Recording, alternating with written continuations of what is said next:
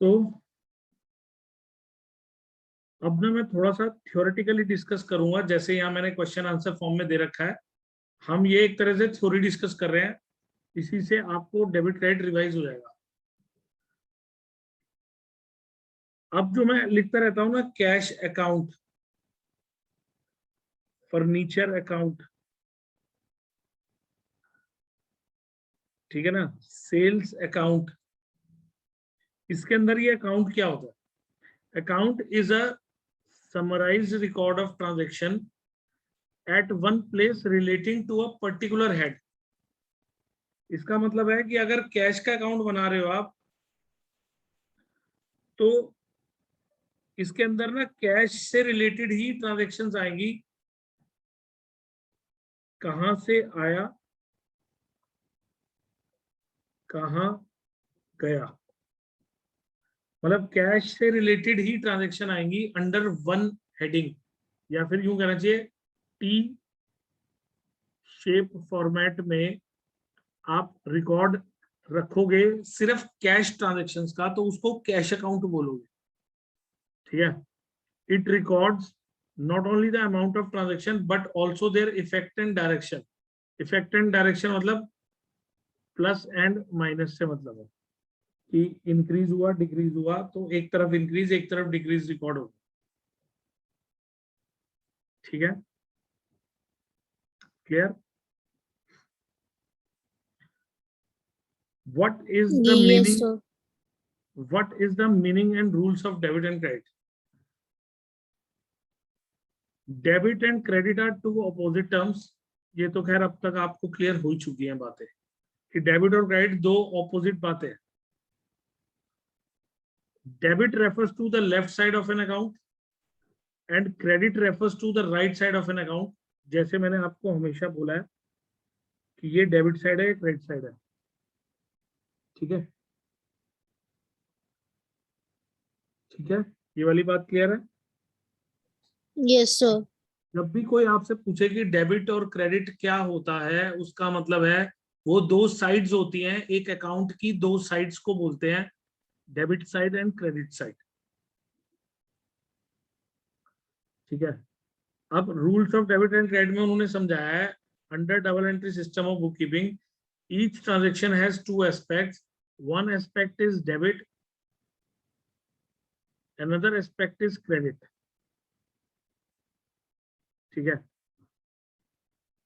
ये कह रहे हैं जो उसका डेबिट एस्पेक्ट है दैट इज रिसीविंग और इनकमिंग इन एस्पेक्ट, और जो उसका क्रेडिट है वो है गिविंग और आउटगोइंग एस्पेक्ट। तो इन सिंपल वर्ड्स वो कह रहे हैं debit and credit aspects of a transaction form the basis of double entry system. यानी कि दोनों को मिलाकर जो सिस्टम बनता है उसे हम डबल एंट्री सिस्टम कहते हैं। ठीक है, यहां तक क्लियर है सबको? Yes, sir. Yes. राइट।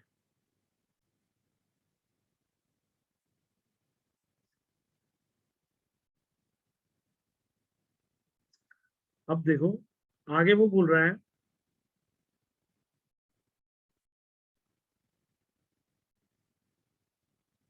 आगे वो बोल रहा है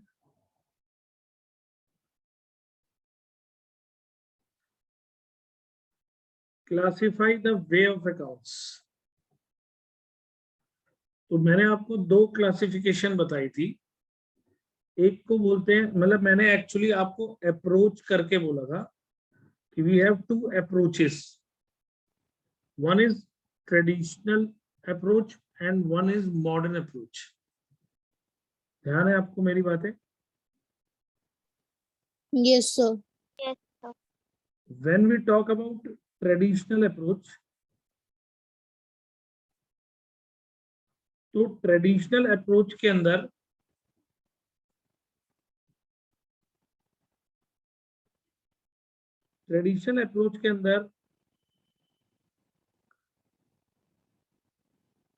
एक होते हैं पर्सनल अकाउंट्स, जैसे कि इन्होंने ये बोला, और एक होते हैं इम्पर्सनल अकाउंट। ठीक है, जो इन्होंने इम्पर्सनल अकाउंट बोले हैं, इम्पर्सनल अकाउंट्स को इन्होंने दो पार्ट्स में डिवाइड किया हुआ है, रियल एंड नॉमिनल, यानी कि one is real and one is nominal. तो इन्होंने इनको इम्पर्सनल अकाउंट्स बोला है, जबकि हम इसको तीन कैटेगरीज बोल देता हूं मैं, real, personal, nominal. Real, personal, nominal, ठीक है। तो ये कह रहे हैं कि real accounts are the accounts which are related to tangible और intangible assets of the firm excluding debtors. For example goodwill, machinery, patents, trademarks, इन सबको हम रियल अकाउंट्स बोलते हैं। मैंने आपको एक दिन कहा था कि रियल अकाउंट्स फिजिकल नेचर के होते हैं, लेकिन अब मैं थोड़ी बात को ना बुकिश सेंस में कह रहा हूं कि रियल अकाउंट्स का मतलब है ऑल द टेंजिबल और intangible assets of the firm, both of them comes under the head of real accounts. और उनके लिए जो रूल होता है, debit what comes in, credit what goes out, यानी कि डेबिट व्हाट, सॉरी गलत लिख रहा हूं,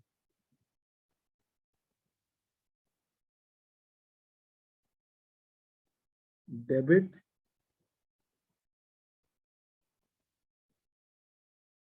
what comes in, credit what goes out, ठीक है। यानी कि डेबिट और क्रेडिट रियल अकाउंट्स के लिए ये रूल होता है, ठीक है। नॉमिनल अकाउंट्स के लिए वो बोल रहा है accounts which related to expense, losses, gain, revenue etcetera are termed as nominal accounts. These are salary account, purchase account, interest paid account, sales account, commission received account, etc. All of them are nominal in nature, यानी कि ये imaginary नाम है जो हमने रखे हुए हैं। तो इनके लिए रूल है debit all expenses and losses, credit all incomes and gains,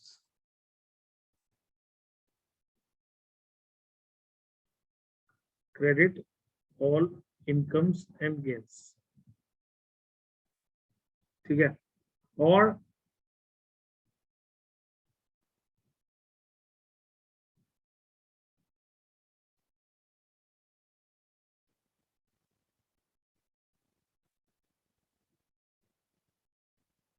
जो मैंने पर्सनल अकाउंट्स बोले थे,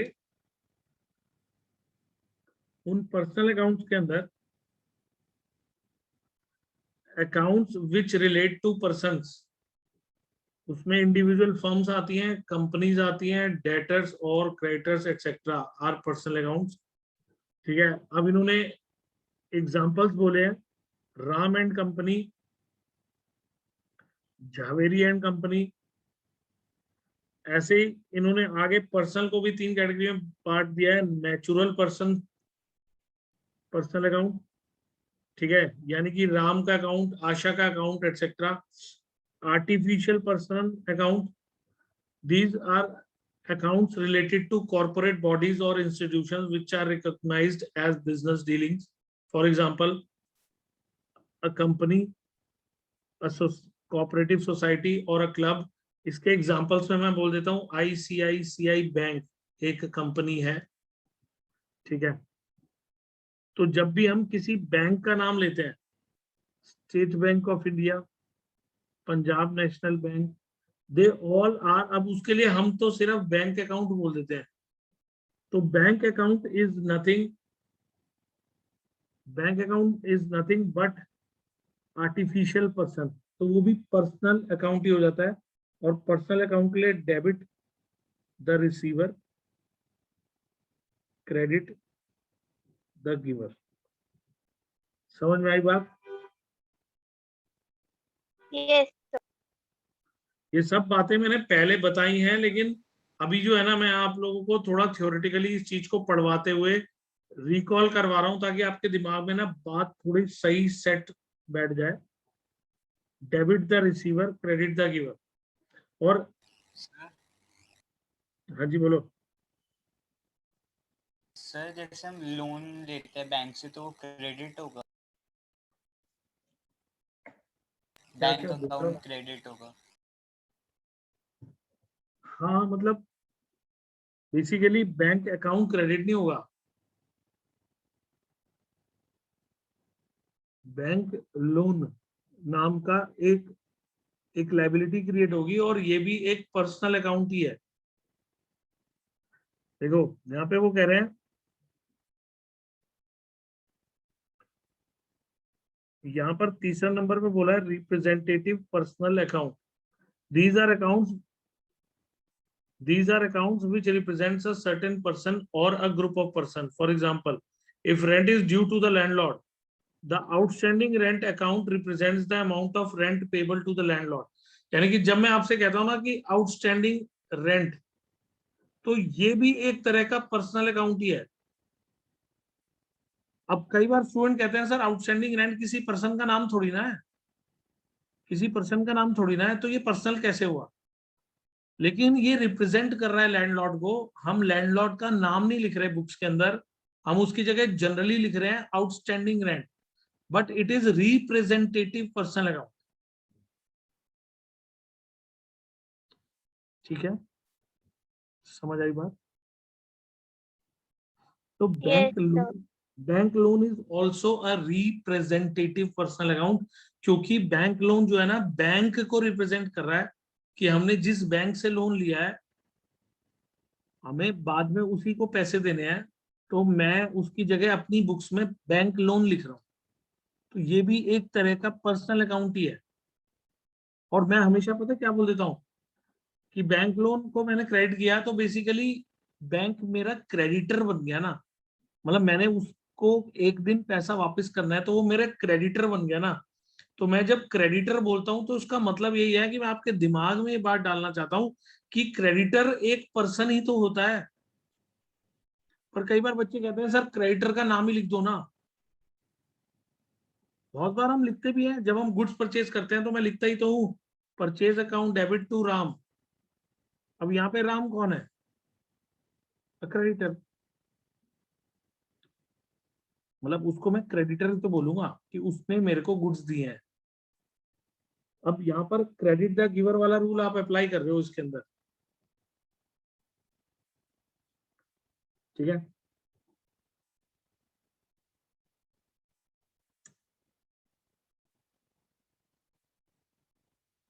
तो बेसिकली जब पर्सनल अकाउंट की बात होती है तो किसी कंपनी का नाम भी पर्सन है, एक लिविंग बीइंग का नाम भी पर्सन है, मतलब वो भी एक पर्सन ही है, और किसी को रिप्रेजेंट करने वाले नाम को भी पर्सनल अकाउंट ही बोलते हैं। जैसे आउटस्टैंडिंग रेंट एक पर्सनल अकाउंट है, कैपिटल सबसे बड़ा एग्जांपल तो कैपिटल है। कैपिटल किसको रिप्रेजेंट करता है? ओनर। ओनर को। तो capital is also personal account.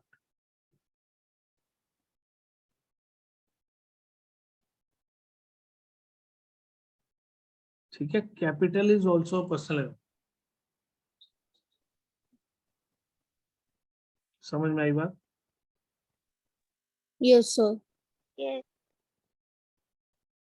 Clear हुआ? Yes sir. सर आप मॉडर्न अप्रोच कब करवाओगे? बस अब हम उसी पे बढ़ेंगे यहाँ से जल्दी ही, मतलब उस पे मैं जल्दी ही आऊंगा। मैं अभी आगे धीरे धीरे उसी की का बेस बना रहा हूँ। देखो अब यहाँ पर इन्होंने कहा है मॉडर्न क्लासिफिकेशन ऑफ अकाउंट्स। जब हम मॉडर्न अप्रोच की बात करते हैं तो मॉडर्न अप्रोच में के अंदर ना हम लोग एक्चुअली 5 हेडिंग्स की बात करते हैं। 1 heading is assets, 1 heading is liabilities, मतलब मैं लाइबिलिटी की बात कर रहा हूँ, असेट्स की बात कर रहा हूँ। One heading is capital, one heading is revenues और incomes, and one heading is expenses. So these accounts are accounts of assets and properties such as land, building, plant, machinery, furniture, patents, inventories, etc. तो यानी कि ये जो assets account है ये एक तरह की बिजनेस के जितने भी assets या properties कह लो उनके ऊपर जो रूल होगा वो ये वाला अप्लाई होगा। ऐसे liabilities हैं, these accounts are that of lenders, creditors, outstanding for expenses, etc. तो मतलब liabilities में सब आ गए, creditors आ गए और आउटस्टैंडिंग वगैरह की सारी चीजें आ गई और लेंडर्स आ गए, मतलब जो हमें पैसा दे रहे हैं। जैसे बैंक लोन की मैंने बात की थी, तो बैंक ने हमारे को पैसा उधार में दिया है ना, तो वो बैंक मेरा लेंडर हो गया ना, उसको लेंडर बोलूंगा, तो वो भी लाइबिलिटीज में ही काउंट होगा। ठीक है, तो कैपिटल जो है they refer to the accounts of proprietors और पार्टनर्स, यानी कि बिजनेस के जो ओनर्स होते हैं, अगर पार्टनरशिप फर्म है तो पार्टनर्स होते हैं, उनको रिप्रेजेंट करता है वर्ड कैपिटल। और वो कह रहे हैं capital account of owner, capital account of partners, drawings account, ये सारे जो हैं ये एक तरह से इस कैपिटल के रूल के हिसाब से ही चलेंगे। बेसिकली अगर इसको ट्रेडिशनल क्वालिफिकेशन क्लासिफिकेशन में देखेंगे तो ये पर्सनल अकाउंट की कैटेगरी में आएगा, क्योंकि कैपिटल ऑलवेज रिप्रेजेंट्स ओनर, तो वो एक पर्सन हो गया। लेकिन यहाँ पर हम मॉडर्न क्लासिफिकेशन की बात कर रहे हैं, उसमें हम लोग रियल पर्सन नॉमिनल करके नहीं बोलते, हम लोग टाइप ऑफ अकाउंट बोलते हैं कि असेट्स होते हैं, लायबिलिटीज होती हैं, कैपिटल, रेवेन्यू और expenses. These are the 5 categories according to modern classification. तो रेवेन्यू अकाउंट्स में कह रहे हैं these are the accounts of incomes, gains, और इसके एग्जांपल्स में sales, discount received, interest received, bad debts recovered etcetera, बहुत सारे नाम होते हैं, रेंट रिसीव्ड, कमीशन रिसीव्ड, बहुत कुछ बोल सकता हूं मैं, सब रेवेन्यू में आते हैं। और एक्सपेंसेस में आते हैं these are accounts which show the amount spent और even lost in carrying on business operation. Examples are purchases, wages, depreciation, rent, discount allowed etcetera. These are the common examples, but मतलब एक तरह से सबके सब एक्सपेंस है। इसका मतलब है जो रूल एक एक्सपेंस के लिए समझाऊंगा वो सब एक्सपेंस पे एप्लीकेबल होगा, जो रूल एक रेवेन्यू के लिए या इनकम के लिए बताऊंगा वो हर इनकम पे एप्लीकेबल होगा, जो रूल एक असेट के लिए बताऊंगा वो रूल हर असेट पे एप्लीकेबल होगा, और जो रूल एक लाइबिलिटी के लिए बताऊंगा वो हर लाइबिलिटी के लिए एप्लीकेबल होगा। समझ गए मेरी बात? पता आपको सिर्फ ये होना चाहिए कि लाइबिलिटी क्या क्या होती है, असेट्स क्या क्या होते हैं, कैपिटल क्या होती है, रेवेन्यू, एक्सपेंसेस क्या होते हैं। ठीक है, is it clear to everyone? मैं मान रहा हूं कि ये थोड़ी सी थ्योरेटिकल क्लास हो रही है, बट बड़े दिनों बाद हो रही है ना, तो you will feel good about this class, क्योंकि इस क्लास से ना आपके डाउट्स काफी कनेक्ट हो जाएंगे आपस में और क्लियर भी हो जाएंगे। फिर भी आगे मैं अभी बताता रहूंगा, मतलब इट्स नॉट लाइक कि बातें यहीं खत्म हो गई, अभी तो बहुत कुछ बताऊंगा। देखो उसके बाद वो कह रहे हैं बैलेंसिंग एन अकाउंट। मैंने आपको अकाउंट को बैलेंस करना सिखाया था ना, अब जरा थ्योरेटिकल डेफिनेशन पढ़ लेते हैं इसकी। A balance of an account is the difference between the total of its debit and credit sides. If the total of debit side is more than the total of credit side, the account is said to have a debit balance. It has a credit balance when total of credit side is more than the total of debit side. आपको याद है मैंने आपको reason में कहा था कि एक अकाउंट का डेबिट बैलेंस क्यों बोलते हैं?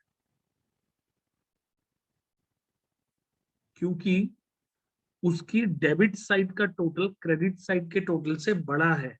तो जैसे हम अकाउंट्स मैथ्स में कहते थे प्लस माइनस को माइनस करो लेकिन साइन बड़े का लगेगा, साइन बड़े का लगेगा।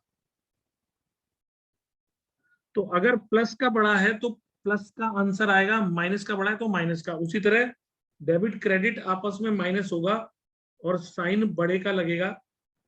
अगर डेबिट बड़ा है तो उसे डेबिट बैलेंस बोला जाएगा, क्रेडिट बड़ा है तो उसे क्रेडिट बैलेंस बोला जाएगा। Is it clear? Yes, sir. ठीक है, Yes, sir. रिकॉल हो गई चीजें काफी डेबिट क्रेडिट की। Yes, sir. अब अगली क्लास के Sir, अंदर ना एक- हम, बैलेंस, हाँ बोलो बोलो। अगर सर डेबिट बैलेंस होगा तो प्रॉफिट होगा ना, और क्रेडिट होगा नहीं तो नहीं, ये लॉस। बात अगली क्लास में करूंगा, डिटेल में करूंगा, आज नहीं। एक क्लास लंबी होगी, आज इतने पे ही खत्म कर रहा हूँ, because I have to go. ठीक है, ओके, तो आगे नेक्स्ट क्लास में डिस्कस करेंगे।